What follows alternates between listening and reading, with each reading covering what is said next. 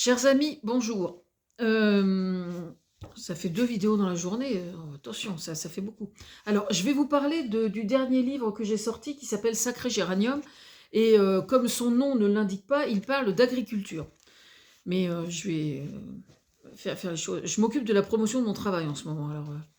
Alors, j'ai écouté l'émission de Mathieu Villard, La Terre au carré, tout à l'heure, qui parlait des NGT. Et il se trouve que dans mon livre, je parle aussi des NGT. Donc, je vais vous lire mon chapitre. NGT pour les nouvelles techniques génomiques.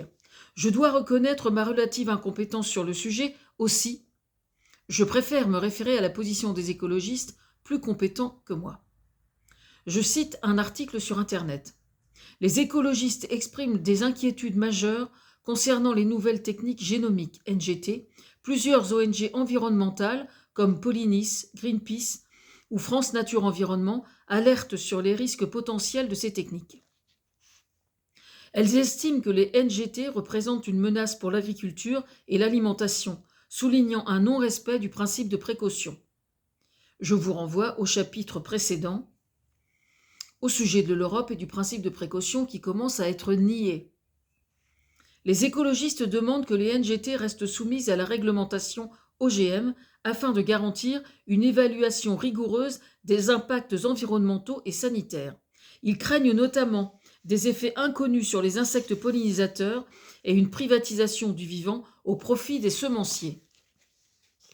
En outre, une partie des milieux conservateurs et populistes, ainsi que certains gouvernements comme ceux de Hongrie et de Slovaquie, ont manifesté leur opposition au NGT, rejoignant ainsi les préoccupations des écologistes. Oui, ça peut sembler étrange, mais c'est comme ça.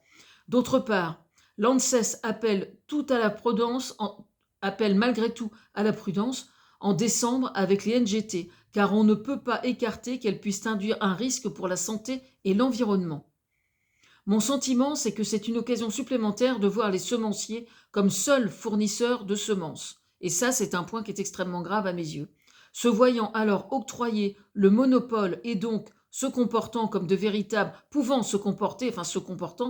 de véritables racketteurs, c'est philosophiquement, pour moi, irrecevable en ce qui me concerne.